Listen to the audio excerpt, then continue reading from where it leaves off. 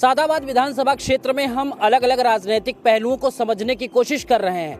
नेता पक्ष क्या कुछ आजमाइश कर रहे हैं, किस तरीके से इस चुनाव में विजय हासिल करेंगे, इसकी भी सूझबूझ आप तक पहुंचाने की कोशिश कर रहे हैं। ऐसे में हमारे साथ कांग्रेस प्रत्याशी मथुरा प्रसाद जी हैं। आइए इनसे जुड़ते हैं और जानने की कोशिश करते हैं आखिर में राजनीति कैसे यहाँ पे पलट पाएगी और कैसे वो सत्ता के रसूख बन पाएंगे और अपने इस प्रत्याशी पद को ताजपोशी के लिए इस बार यहाँ सादाबाद विधानसभा से विजय हासिल कर पाएंगे। आइए जुड़ते हैं और जानने की कोशिश करते हैं कैसे संभव होगा। भैया देखो, अभी तक सादाबाद में जो राजनीति करते आए हैं वो जाति और धर्म के नाम पर राजनीति होती रही है, लेकिन मैं बताना चाहूँगा आपको कि इस बार जो विधानसभा 2022 के चुनाव होने वाले हैं, इसमें जाति धर्म के नाम पर राजनीति नहीं होगी, विकास के नाम पर राजनीति होगी, युवाओं के भविष्य को लेकर के राजनीति होगी। और जैसा कि आप जानते हैं कि रामवीर उपाध्याय हमारे यहाँ से विधायक रहे हैं। आप देखोगे गांव देहात में जाओगे तो किसानों का शोषण हुआ है, सड़कें टूटी हुई हैं, विद्यालय में पानी भर रहा है। तो यहाँ पर दोबारा से रामवीर उपाध्याय हैं तो पहले उनको जनता को जवाब देना पड़ेगा कि भैया ये सड़कें टूटी हुई हैं, इनको कौन बताएगा। आप अगर आरएलडी के प्रत्याशी गुड्डू चौधरी की बात करें तो मैं करसोरा न्याय पंचायत में आता हूँ, वहाँ से वो 2 बार जिला पंचायत सदस्य रहे हैं और उन्होंने जिला पंचायत सदस्य रहते हुए एक नल तक नहीं लगाया है। तो इसकी क्या गारंटी है कि वो विधायक बनने के बाद क्षेत्र के लोगों के लिए काम करेंगे। मेरा मोटिव क्षेत्र के लोगों के लिए काम करना रहेगा।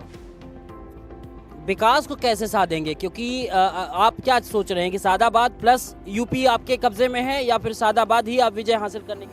भैया मैं सादाबाद से प्रत्याशी हूँ तो मैं सादाबाद की बात करूँगा। आप देखोगे कि जहाँ भी आप गांव देहात में जाओगे तो सड़कें टूटी हुई हैं। मेरे पास में ही गांव है नगला पत्ता, आप वहाँ जाओगे, अगर मैं चाहूँगा कि आप वहाँ पर जाओ और वहाँ के लोगों की जो नगला पत्ता के लोग हैं उनकी समस्याएं सुनो तो आपको पता लगेगा कि सादाबाद विधानसभा के लोग कितने परेशान हैं। मैं चाहता हूँ कि इस बार जाति धर्म की राजनीति नहीं होनी चाहिए, इस बार विकास की राजनीति होनी चाहिए। हमारे क्षेत्र सादाबाद के जो युवा हैं उनके भविष्य को लेकर राजनीति होनी चाहिए। क्षेत्र सादाबाद के युवाओं की अनदेखी पिछले कई वर्षों से की जा रही है। मैं क्षेत्र के युवाओं के लिए सबसे पहले कार्य करने का काम करूंगा।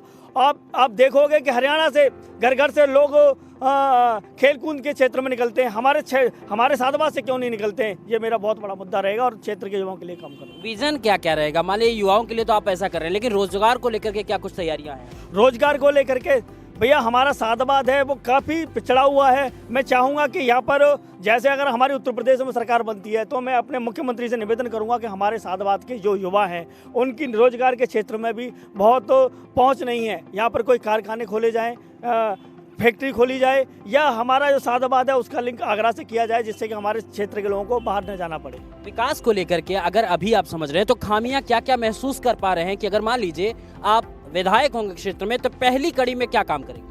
सबसे पहले तो मैं काम करूंगा युवाओं के लिए, क्योंकि मैं युवा हूं और मैं चाहता हूं कि सबसे पहले जहां तक युवाओं की अनदेखी की गई है पिछले कई सालों से, पिछले कई विधायकों के द्वारा, सांसदों के द्वारा, सबसे पहले मैं युवाओं के लिए काम करूंगा। मैं चाहता हूं कि मेरे क्षेत्र के युवा आगे बढ़ें। मैं युवाओं के लिए, हमारे 3 ब्लॉक हैं, मुरसान, सैदपुर और सादाबाद। मैं सबसे पहले युवाओं के लिए तीनों ब्लॉक में स्टेडियम बनवाऊंगा और प्रतिवर्ष युवाओं के लिए खेलकूद प्रतियोगिता का आयोजन किया करूंगा, जिससे कि हमारे युवा खेलकूद के क्षेत्र में आगे बढ़ें। और ऐसा नहीं है कि सिर्फ सरकारी नौकरी लेने से ही रोजगार मिलता है। खेलकूद के क्षेत्र में अगर हमारा देश का युवा, हमारे क्षेत्र सादाबाद का युवा आगे बढ़ता है तो उसके लिए बहुत सारी अपॉर्चुनिटी मिलती हैं। टक्कर किससे है? क्या महसूस कर रहे हैं आप? लड़ाई किससे है? लड़ाई किसमें आप हावी हो रहे हैं? कहाँ आप कमजोर हैं? कुछ महसूस कर रहे हैं? भैया यहाँ पर टक्कर किसी से नहीं है। आप बीजेपी के प्रत्याशी की बात करें तो न तो बीजेपी ने युवाओं के लिए काम किया है और न ही किसानों के लिए काम किया है। अगर बीजेपी के प्रत्याशी रामवीर उपाध्याय की बात करें तो रामवीर उपाध्याय जी धरातल पर आपको पिछले कई सालों से दिखाई नहीं दी हुए। आप जानते हैं, मैं नहीं चाहूँगा उनके बारे में अपशब्द बोलना, लेकिन उनकी आर्थिक जो हालात है वो ठीक नहीं है।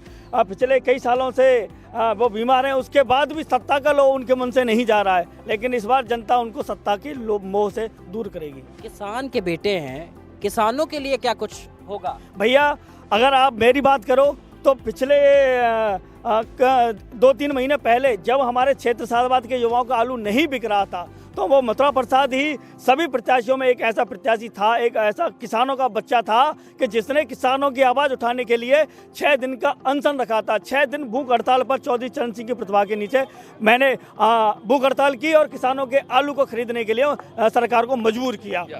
और किसानों की बात पूछ, जब हमारे क्षेत्र के किसान खाद के लिए लाइनों में लगे हुए थे, तो जितने भी प्रत्याशी उपस्थित थे उनमें एक मथुरा प्रसाद ऐसा प्रत्याशी है कि किसान जो खाद के लिए लाइन में लगे हुए थे उनका सुख दुख में शामिल था, जाकर के पानी पिला रहा था, चाय पिला रहा था, बिस्कुट खिला रहा था। और किसान का बेटा हूँ, मैं जानता हूँ कि किसान का दर्द क्या है। उनकी लड़ाई लड़ने के लिए सड़क से लेकर संसद तक लड़ने का काम किया। पैदल जो मार्च था आपका, क्या कुछ लाभ दे रहा है इस समय?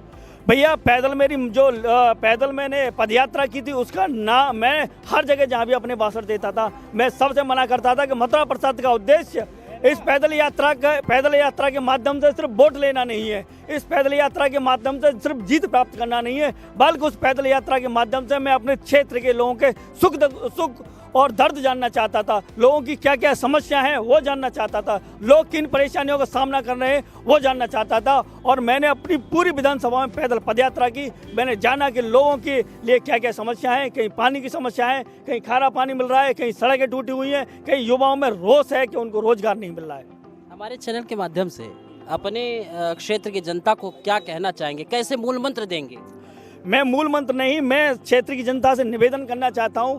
मैं क्षेत्र की जनता को बताना चाहता हूं कि अभी तक आपने सिर्फ जाति और धर्म के नाम पर वोट दिया है। लोग आते हैं, कहते हैं जी मैं ब्राह्मण हूं और मुझे वोट दे दो, उसके बाद वो ब्राह्मण दिखाई नहीं देता है। लोग आते हैं जी मैं जाट हूं, मुझे वोट दे दो, उसके बाद वो जाट दिखाई नहीं देता है।